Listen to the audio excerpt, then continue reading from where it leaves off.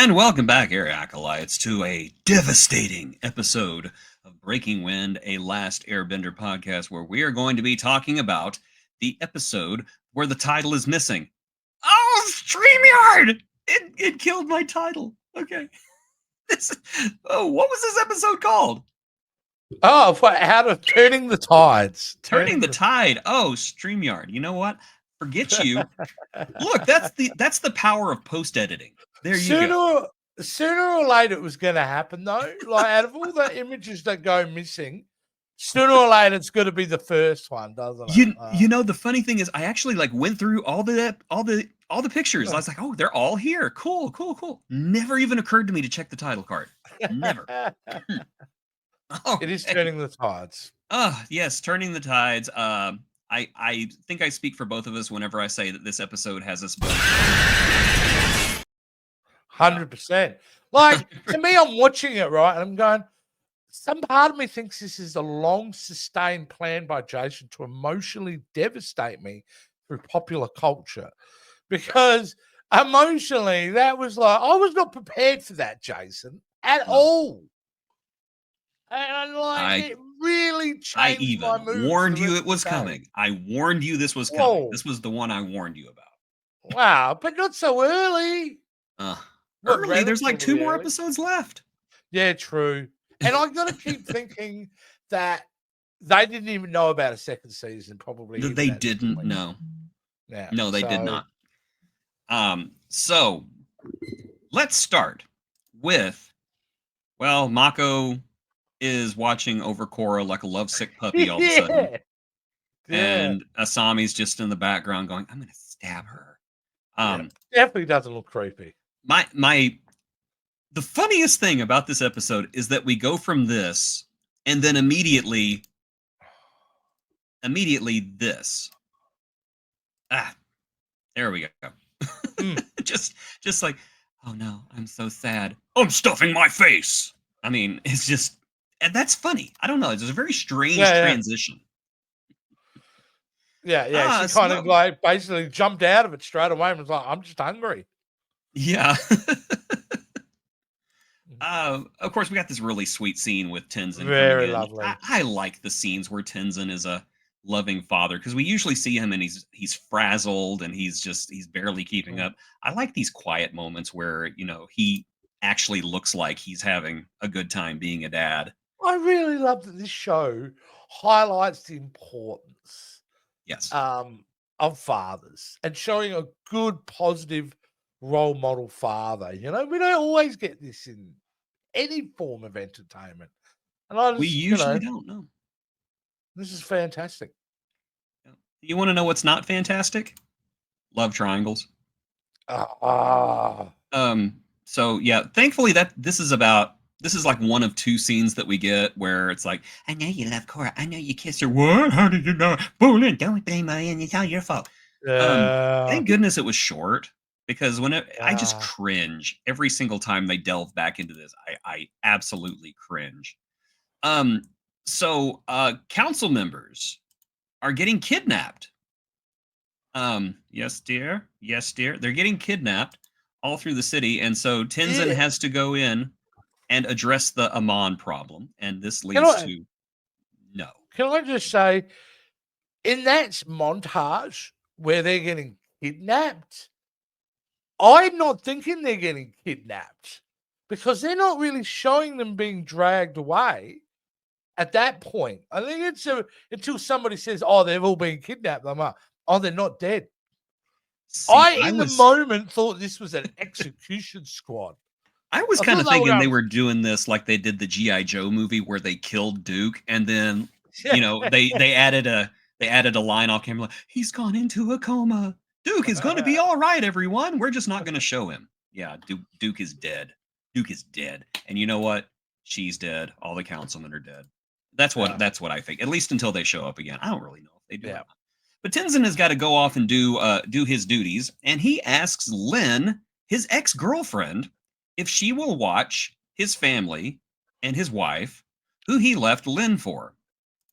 And Lynn agrees instantly. She says, of course I will. Of course I will watch your family.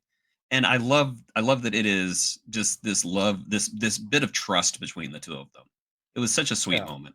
And then we get this where, yeah, then I gotta poop real Push your bad. pants. That's Milo great. is a little So Milo is a good. little chaos goblin, and I love Yeah. him. Anybody who hates Milo, just hush. I'm just glad I don't Anyway, have to raise him. yep. So anyway, Tenzin gets attacked, and he thoroughly trounces them, basically like casting fish into the lake after you're done with them. And after that's done, he looks up and he sees Amon's airships coming in. Where is this guy getting all his money? Is what I want to know. Yeah. Oh yeah, That's that's the thing. right. Yeah, it's all Sato. funded. Yeah, he's being Elon funded Musk. by Sato. Elon Musk, right?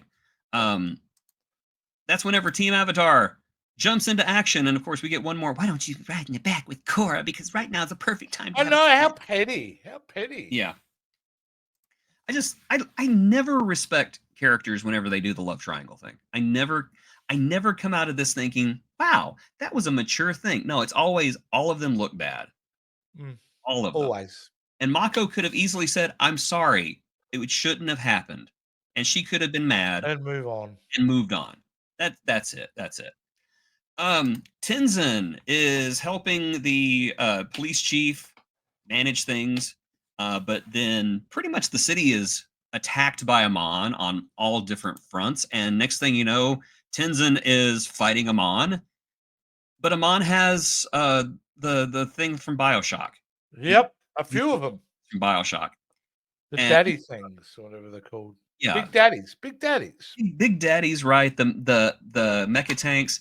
I know a lot of people don't like the mecha tanks, but I really love how Korra will just bend into science fiction every once in a while. I have a cat Mm. trying to get on the table. Hold on. Get down. She has a tendency of stepping on the keyboard Well, and this is ending like these things. Asian steampunk.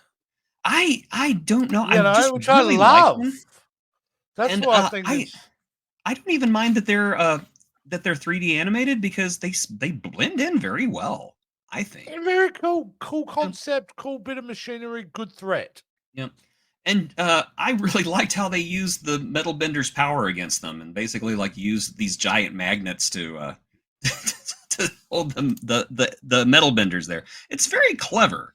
I like nobody really thinks about how clever Amon Yeah. and Sato And at the are. same time, it seems so obvious in a really brilliant way. It's like, of course, magnets. Yeah. So just whenever it looks like Tenzin is going to be taken away and have his bending taken away, that's whenever Team Avatar shows up, and they thoroughly trounce these mecha tanks. And it's there's so much action in this I don't know episode. if they trounce, Jace. I think. Well, they did. I think that's a big battle. I think, yeah, they won.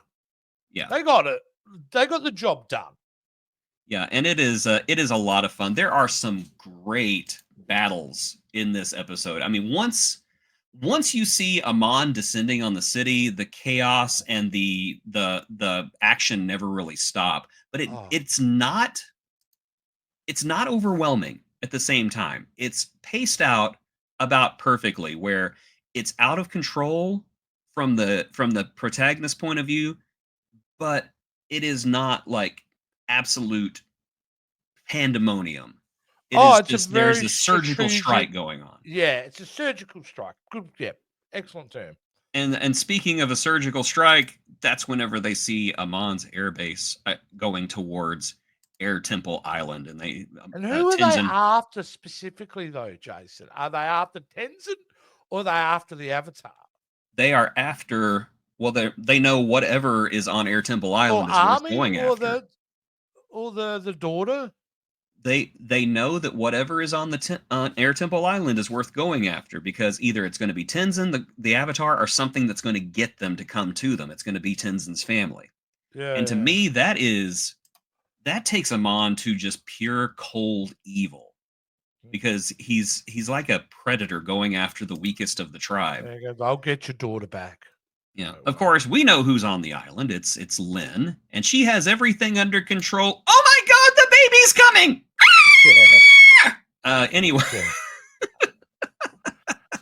I'll give it another. I'll give it like it's a well used trope, and I know it adds an extra ticking clock to the situation.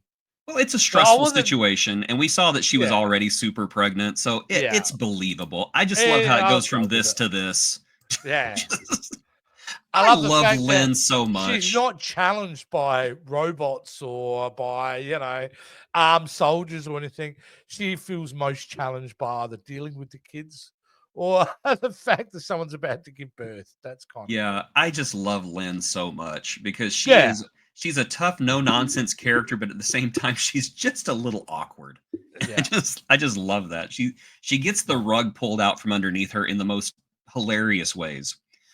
So Lynn and the White Lotus are fighting the Yep. Equalist, trying to keep the children safe, and Lynn pretty much fights all the way till the end until she can't fight anymore, and then she's overcome, and that's whenever we get Janora.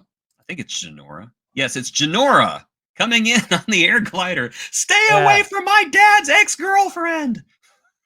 Such a yeah. great line. But we And get it's an unexpected scene too. yeah. Unexpected for me. Yeah, we get Janora on the air glider. We get Iggy on the air ball. And I told you this was coming. Mm. A new form of airbending, ladies and Ah, gentlemen, yes. fart bending. Yeah, pretty great. People do not like Milo and his fart bending, but let me tell you something. If you're a little boy and you can control air, you're going to invent fart bending. It's going to be one of those things where 100%. you're just going to go Yeah, yeah. That's it. yeah. And Absolutely. you cannot 1,000%. tell me Aang didn't do that a few times. Yeah, he You know, just probably sitting did. there around a campfire and you just see Aang go, and Sokka goes, "Oh God, what was Yeah. that?" Knowing that Sokka is always Yeah. the victim in that, he will always Oh call it. yeah, Sokka would always be the one. Yeah. I think he would do it to Toph once, and then Toph would like earth bend him into orbit. Yeah, he wouldn't do it. He wouldn't do it a second time to Toph. But I love this little chaos goblin. I love Yeah. him so much. I really hope Yeah. there's our cursed Fantastic animation. there's our cursed screenshot of the episode, by the way. Yeah. I really hope that whenever Seven Havens comes out, that this is our legacy character. I hope that we see an elderly Milo as our next legacy character, like we saw Katara Mm. in this one. um, Absolutely. so Tenzin comes back, and the kids run out to greet him, and I just love the whole "you let my kids fight." Hey, you should be proud of your kids. They were awesome. You taught them so well. Yeah, they were awesome. Yeah, and then we get a really nice quiet moment where Tenzin meets his new son, and they name Yeah. him Rohan. It's a cute little Yeah. baby. I Big think Lord of the Ring I fan. cannot remember where Rohan is from. It just sounds familiar. I could be completely Lord wrong. of I the can't. Rings is the only Yeah, reference there we I go. That's it. What are all you people doing here? Do She not. wouldn't let Tenzin call him Frodo, so that's they compromised on Rohan. Yeah. Of course, he'd probably try to throw him into a volcano after a couple minutes. Yeah. Korra, I don't know. I found this a very human scene where she Who's comes a in and side character in this episode? yeah, she comes in and she's sorry to interrupt because she sees how important this is, but there's more airships coming in. Yeah. And I just love that. It was such a quiet moment. It's like, I'm so sorry, Tenzin, but there's more airships coming. It's just that we get a little break, and then it's like, oh, there's more crap coming. We need to get ready. Yeah. Lynn tells Tenzin that if they're gonna run from Airbender Island, she's coming with them. And then she drops it. She goes, "You and your family are the last Airbenders." Boom. She said it. She said it. It's the wrong series, but somebody said it finally. Somebody said it. I'll go Somebody with said it. Sounds good to me. Yeah. Korra and Tenzin have this very touching moment where Korra basically listens to him and says, "Oh, you want us to be patient. You don't want us to go in fighting." And he says, "You've learned so much." And then they hug. Oh. And I love the relationship between these two. Yeah. And then Tenzin and his Airbender family and Lin, they make a run for it while the White Lotus fight off the Equalists, and the Korra and her boys are going to run for it as well.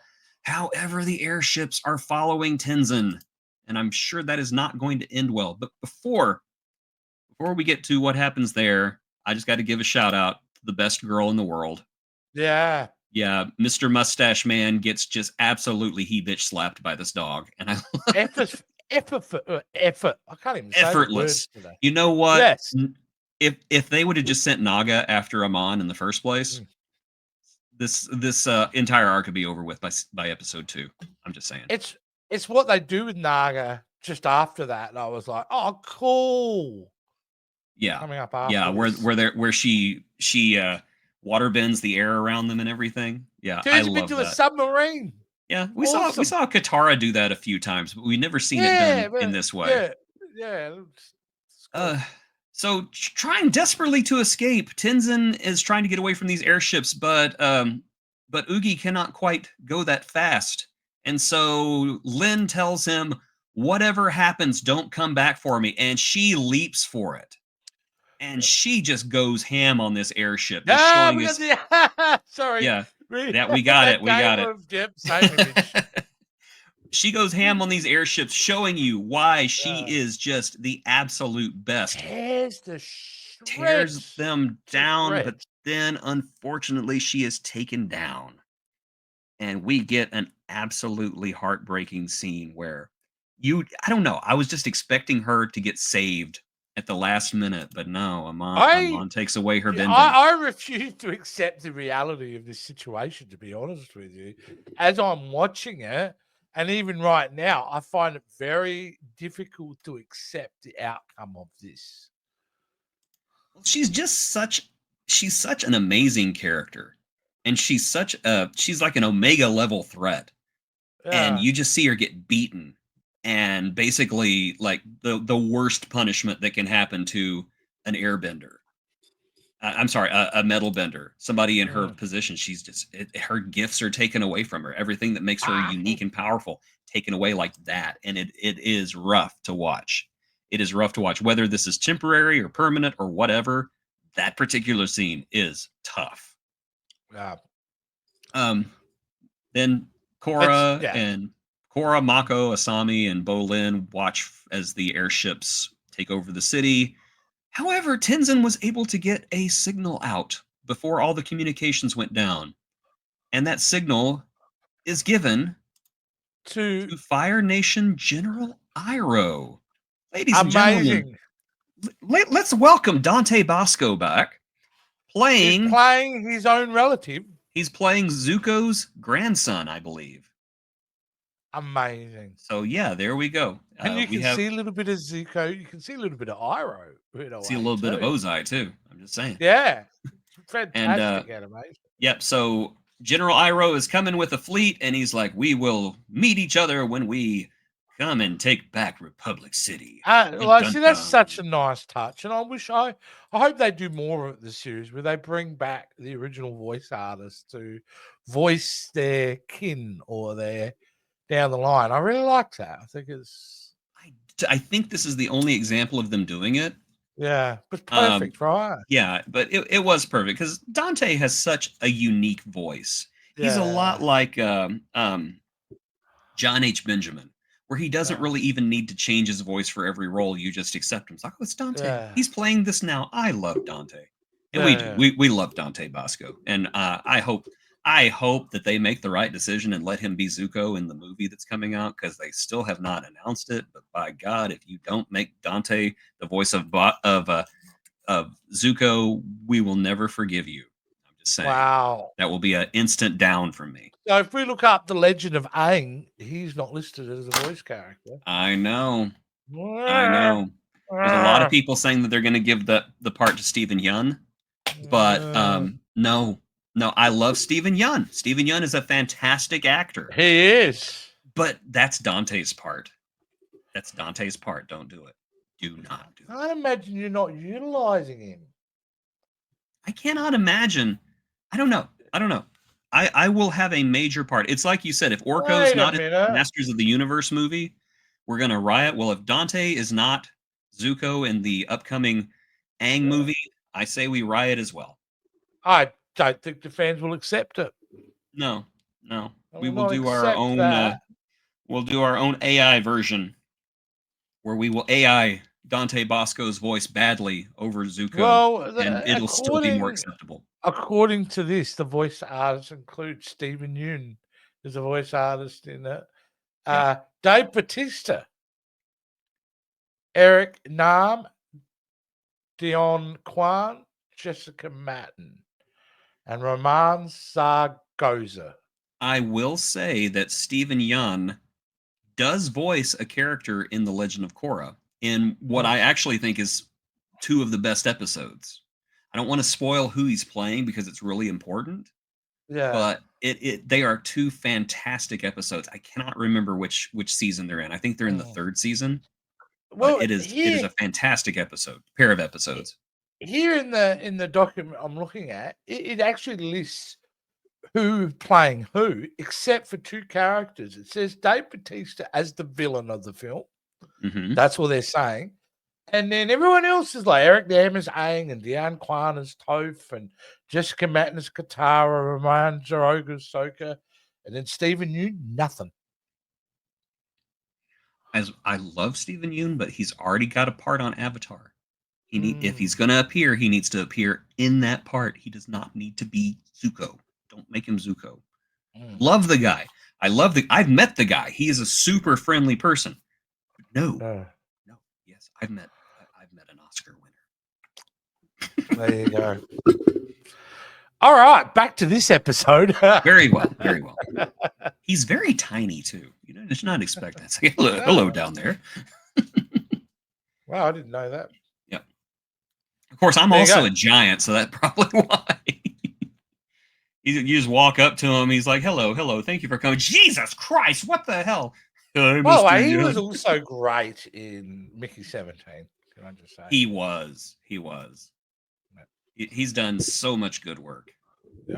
I've never seen him in a bad part. He voiced a character in a TV show called Final Space, which is so hard to watch now because Warner Brothers pretty much wrote it off as taxes.